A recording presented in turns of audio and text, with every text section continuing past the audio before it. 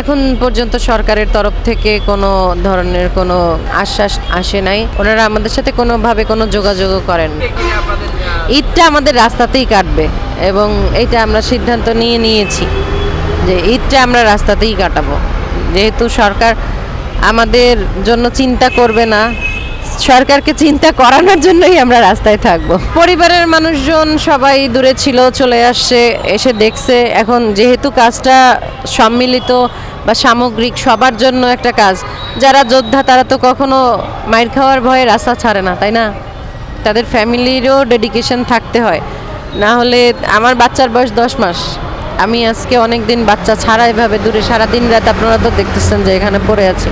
তো যোদ্ধার আসলে মাঠ ছাড়ার কোনো ইয়া নাই, ওয়ে নেই, যোদ্ধাকে লেগে থাকতে হয়, ত্যাগ স্বীকার করতে হয়।